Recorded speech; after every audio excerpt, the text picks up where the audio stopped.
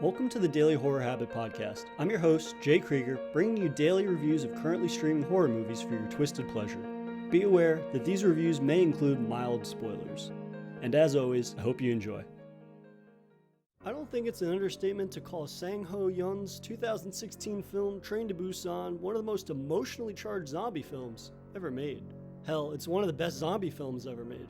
A unique spin on the zombie subgenre by isolating characters to a moving train which, you guessed it, becomes infested with zombies.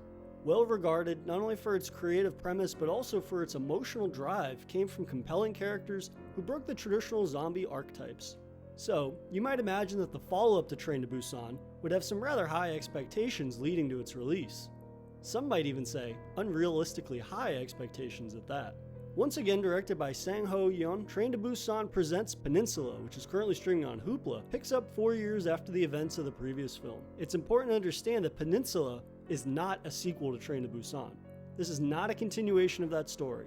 Rather, a new story with a new cast of survivors occurring within the same universe as Train to Busan. More on this in a moment. Peninsula focuses on a group of survivors who are tasked with venturing back to the Korean peninsula to recover $20 million that a previous group failed to retrieve. Once they arrive within the peninsula, they realize that they must contend with more than just the undead if they want to achieve their goal. I think it's important up front to tell you all that you should absolutely not go into Peninsula expecting a similar film to Train to Busan. Peninsula could not be more different tonally, emotionally, or its narrative sense of scale. While Train to Busan was a tightly constructed, character-driven narrative with a unique, isolated setting, Peninsula is very much the polar opposite. Peninsula is a larger-than-life action zombie spectacle that blends a post-apocalyptic setting, a la Mad Max, and blends it with the high-octane action of the Fast and the Furious franchise. This makes for a film that is very much its own thing, to the degree it's invoking the Train to Busan Presents moniker is a blatant marketing move. Obviously, no director or writer in their right mind would miss the opportunity to connect the dots between a highly lauded film and their latest release. I get this, I really do. An example of failing to do this stateside would be 2019's Dr. Sleep, a fantastic film that few people showed up to watch in theaters, mostly due to casual audiences not immediately knowing that it had a connection to The Shining. And we all know how much general audiences like taking risks on films they perceive as being original works compared to that of sequels and the like.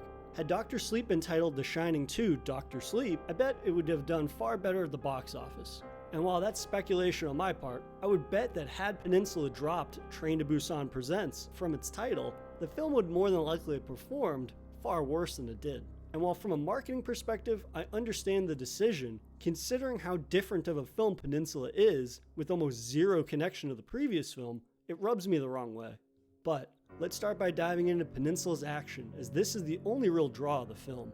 Given our protagonist, Jung Seok, is a former military member traumatized by those he lost during the initial zombie outbreak, you could say he's looking for an opportunity to let off some steam. He does this by employing John Wick-style gun fu, pulling off zombie headshots with all manner of automatic weaponry. These moments of zombie gun fu are entertaining and have some decent choreography to back them up, but this approach presents violence in the same fantasy manner that John Wick does, which is fine, but it eliminates any semblance or stakes of danger for our protagonist, which makes this less of a horror film and more of a straight-up action flick. And now for a brief intermission. If you've been enjoying this episode of Daily Horror Habit, please take a moment to subscribe to the show on your preferred streaming platform or leaving a review on iTunes. And thank you for your continued support, which drives the show's success. And now, without further ado, let's get back to today's horrifying episode. Peninsula divides its action between gunning down zombie hordes as well as its Fast and the Furious car combat, which is definitely the more uneven part of the film's action. In case you were wondering just how much of a spectacle Peninsula is, characters literally drift their vehicles into hordes of zombies to clear paths to their objective. Now, this is entertaining enough at first, mostly due to the ludicrous nature of it, but it quickly becomes tiresome thanks to the lunacy of it all and some less than stellar CGI. This is very apparent during the film's big finale chase sequence, when droves of Mad Max-esque psychopaths' vehicles are chasing our protagonists as they attempt to escape the peninsula. Again, there are some entertaining moments here, but the spectacle of just how big and in-your-face the action is quickly wears off the longer the film progresses. but at the core of my disappointment with Peninsula is its story and characters who are mostly entirely forgettable. Jung Seok's entire character arc is that of the tortured soldier seeking redemption for past sins, which is flimsy at best and uninspired at its worst. The other survivors, crazed Mad Max villains or not, for the most part, never amount to more than cliched footnotes in a film that pushes its uninspired narrative far more than it should. The most interesting and entertaining aspect of the story is the zombified Thunderdome segment. A survivor encampment has begun kidnapping people they discover in the peninsula, enslaving them, and forcing them to participate in their game show. This entails throwing slaves into a caged-in area with zombies and forcing them to survive for 2 minutes, shucking and jiving their way out of being bit.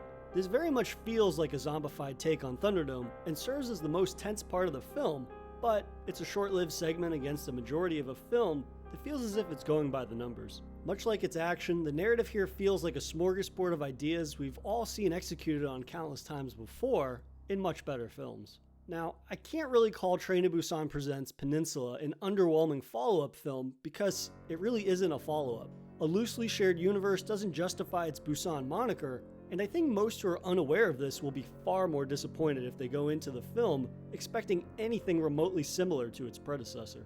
On its own, separate from Train to Busan, I think it's a middling zombie action film that wears its heavy genre influences on its sleeve, only really doing right by these influences occasionally. If you're in the mood for larger-than-life zombie action, you're likely to get more entertainment out of this than most will. Just don't expect it to be a genre-defying film. So, if that fits the bill for you, check out Train to Busan Presents Peninsula on Hoopla. And that'll do it for another episode of Daily Horror Habit. I'll see you guys tomorrow for another Daily Horror Movie Review. If you enjoyed this episode, please subscribe to Daily Horror Habit on your preferred streaming service and follow @Daily Horror Habit on Instagram and @Daily Horror Pod on Twitter.